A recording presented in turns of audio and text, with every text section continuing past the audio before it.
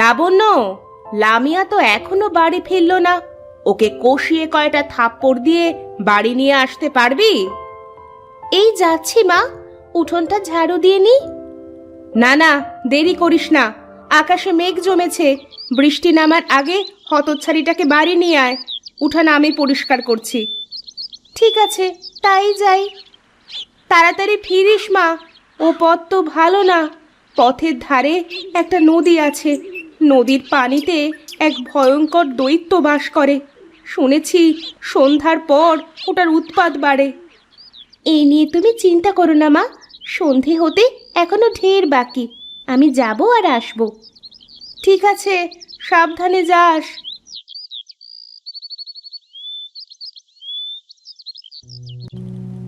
লামিয়া, ও লামিয়া, লামিয়া, ও লামিয়া, লামিয়া রে, ও লামিয়া।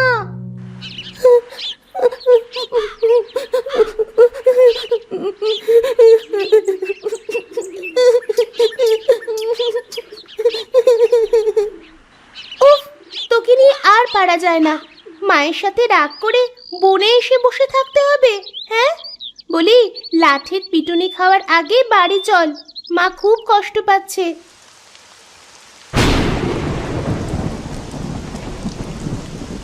কি আপু, বৃষ্টি শুরু হলো যে, এখন বাড়ি কিভাবে যাব? এখন এত চিন্তা করছিস কেন? বেরোনোর সময় তো এত কিছু ভাবিসনি। যা হোক, বৃষ্টি যেহেতু এসেই গেছে, তাই চল বনের ভিতরে কোনো কাঠুরিয়ার বাড়ি আছে কিনা দেখি, সেখানেই না হয় বৃষ্টি থামার অপেক্ষা করব। এছাড়া তো আর উপায়ও দেখছি না, চল।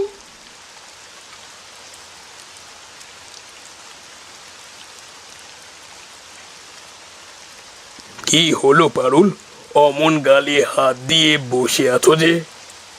বসে আছে কি আর সাধে?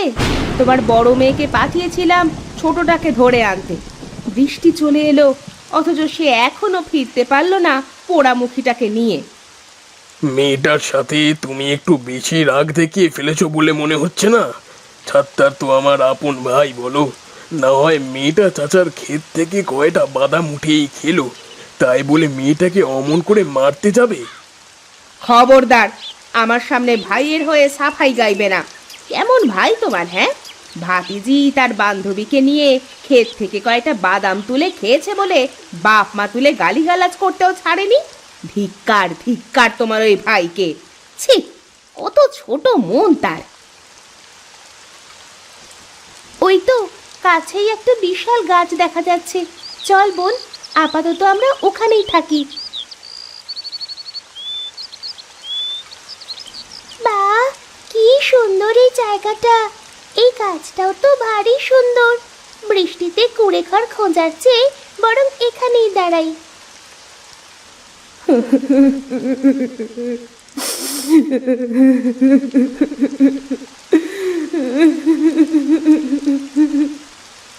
লাবণ্য আপু, এই গাছটা তো কাঁদছে। আর দেখো, ওর চোখের জল কেমন আমাদের শরীরে এসে পড়ছে। শোনো গাছ, তুমি কে? আমি আমি এই রাজ্যের রানী। কিন্তু তুমি কাঁদছো কেন? দেখো, তোমার চোখের জলে আমরা কেমন ভিজে গেছি। তোমাদের এই অসুবিধায় আমি দুঃখিত, কিন্তু কি করব, আমি কিছুতেই চোখের জল আটকাতে পারি না। তোমার কিসের দুঃখ? জানো লাবণ্য, আমিও তোমাদের মতো একদিন বেঁচে ছিলাম। মহারাজ আর দুই রাজপুত্রকে নিয়ে আমার সুখের সংসার ছিল, তাই দুঃখ কি আমি কোনোদিনও জানতাম না। সে তো ভালো কথা, তা এখন তোমার কিসের দুঃখ? তুমি মারা গেছো বলে? না লাবণ্য, তা নয়। রাজপ্রাসাদে ভোগ বিলাসী আর আমোদ প্রমোদে জীবন কাটতো আমার, কিন্তু তখন আমি বুঝিনি মানুষের দুঃখ কষ্ট কেমন হয়। কেন বুঝোনি কেন? কারণ প্রাচীর পেরিয়ে বাইরে আসা মানা ছিল। কঠিন অসুখে মারা যাওয়ার পর এখানে আমার আত্মা স্থান করে নেয়। এই গাছ হয়ে ওঠে আমার শরীর। তবু তবু আমার হৃদয় কাঁদে। এই চোখে মানুষের দুঃখ কষ্ট দেখে আমি আর সহ্য করতে পারি না। তুমি তো খুব ভালো লাবণ্য, আমার আমার বন্ধু হবে তুমি? হ্যাঁ, অবশ্যই হব। তাহলে বন্ধু, আমার একটা উপকার করে দাও না। কি উপকার বন্ধু? এই যে গাছের শিকড়গুলো দেখছো, ওখানে লুকিয়ে রাখা আছে অনেকগুলো স্বর্ণ মুদ্রা। ডাকাতেরা ডাকাতি করে এসব জমিয়েছে। এসব আমারই রাজ্যের স্বর্ণ মুদ্রা। আমি চাই এসব স্বর্ণ মুদ্রা রাতের অন্ধকারে তুমি তোমার গাঁয়ের গরিব ও অসহায় লোকেদের মাঝে বিলিয়ে দাও। কোথায় পাবো সেই স্বর্ণ মুদ্রা? এখানে, এই গাছের নিচে খুঁজে দেখো।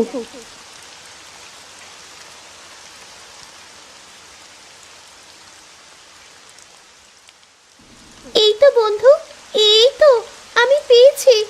দেখো, ডাকাতেরা গাছের বড় বড় পাতা দিয়ে ঢেকে রেখেছিল স্বর্ণ মুদ্রাগুলো। এখন এগুলো নিয়ে তোমরা অসহায়দের বিলিয়ে দাও। ঠিক আছে বন্ধু, আমরা এখন আসছি।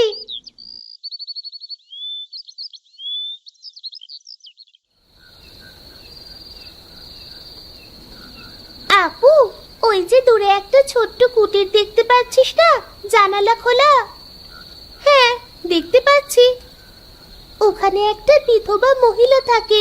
শুনেছি ওনার একটা অসুস্থ ছেলে আছে। টাকার অভাবে ছেলেটা মৃত্যুশয্যায়। চল, খোলা জানালা দিয়ে ওদের কুটিরে কিছু স্বর্ণমুদ্রা দিয়ে আসি। হ্যাঁ বোন, তাই চল।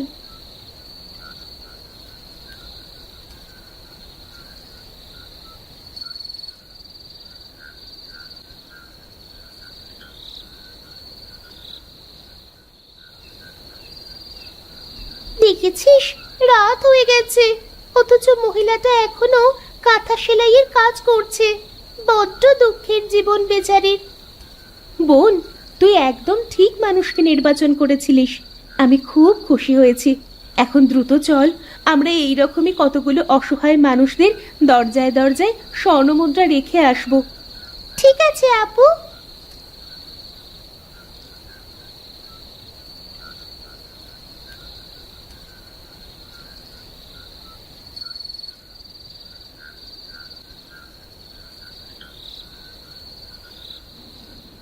যাক, একে একে এখানকার সমস্ত অসহায় মানুষদের দরজায় স্বর্ণমুদ্রা রেখে আসতে পেরেছি। কাল সকালে ঘুম থেকে উঠার পর ওদের ভাগ্যটাই বদলে যাবে। ঠিক বলেছিস আপু। ওদের ওই সময়কার হাসি মুখটা দেখতে পারলে হয়তো আরো ভালো লাগতো আমাদের। বাড়িতে মা বাবা বোধহয় আমাদের জন্য চিন্তা করছেন। এখন দ্রুত চল, গাছ বন্ধুর থেকে বিদায় নিয়ে আসি। চল।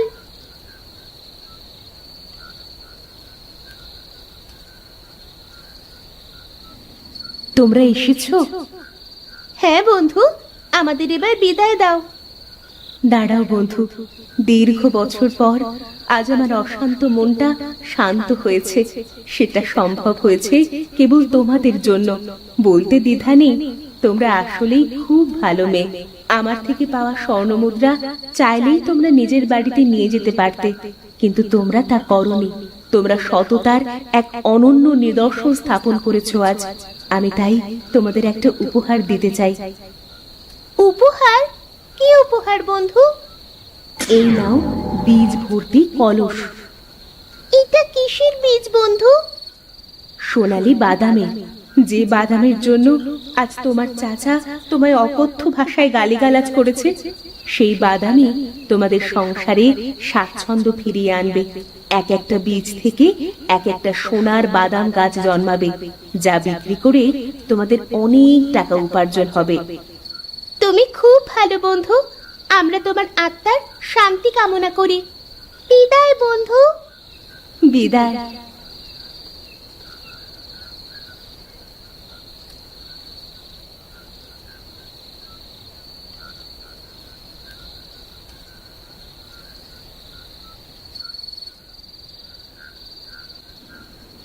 ওই তো, ওই তো নবাবজাদিরা আসছে। কিরে, এতক্ষণ লাগে তোর বোনকে নিয়ে আসতে? আপু চল, আমরা বীজগুলো রোপণ করে দিই। এখন না, 2-1 দিন যাক, আগে মাটি শুকাতে হবে, তারপর প্রথমে আমাদের জমিটাকে তৈরি করে নিতে হবে। কি হলো? কি এত গুজর গুজর ফুসুর ফুসুর করছিস? কিছু না মা, বৃষ্টিতে আটকা পড়েছিলাম, তাই আসতে একটু দেরি হয়েছে। তুমি রাগ করো না প্লিজ। ঠিক আছে ঠিক আছে, এখন হাত মুখ ধুয়ে খেতে আয়। আচ্ছা মা।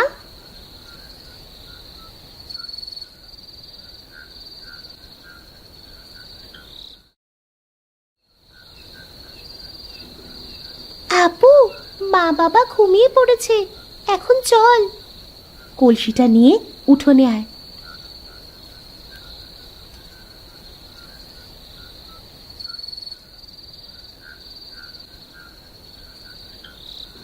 এখানে এই জায়গাটাকেই তো আমরা তৈরি করে রেখেছিলাম। হ্যাঁ, এখন চুপচাপ বীজগুলো রোপণ করি চল।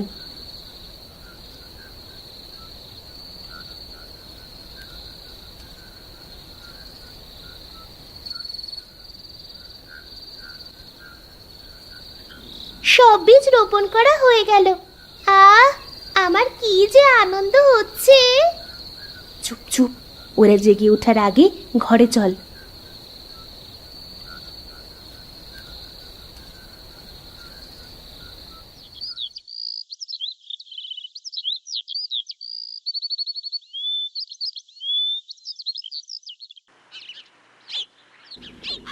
হে কি, লাবণ্যর বাপ, কই গো তুমি? কি হলো? সকাল সকাল এত চেঁচাচ্ছ কেন? এ কি, উঠোন ভর্তি সোনালি বাদাম গাছ, এসব কোথা থেকে এলো? এসব বৃক্ষরানীর আশীর্বাদ। বৃক্ষের আবার রানী? তোদের মাথা ঠিক আছে তো? আমাদের মাথা একদম ঠিকই আছে বাবা। তাহলে শোনো কি হয়েছিল সেদিন বৃষ্টির সন্ধ্যায়। এত কিছু হয়ে গেল, আর তোরা এসব আমাদের আজকে বলছিস? ক্ষমা করো মা, আমরা ভয় পেয়ে গিয়েছিলাম। ওগো, আমাদের দুঃখের দিন এবার যে ফুরোলো। বাবা মা, আমরা কিন্তু এখান থেকে যা অর্থ পাবো তার কিছু অংশ গরিব ও অসহায়দের মাঝে বিলিয়ে দেব। কি হলো মা বাবা, তোমরা কথা বলছো না কেন? আমাদের এই সিদ্ধান্তে তোমরা খুশি নও? মারে, প্রচন্ড অভাবের মধ্যে থেকেও তোরা তোদের স্বভাবকে নষ্ট হতে দিসনি। এর থেকে বড় প্রাপ্তি আর কি হতে পারে? আমার জীবনের শ্রেষ্ঠ উপহার আজ আমি পেয়ে গেছি। প্রার্থনা করি প্রভুর কাছে, তোদের মতো রত্ন যেন পৃথিবীর সব মায়ের ঘরে জন্মায়।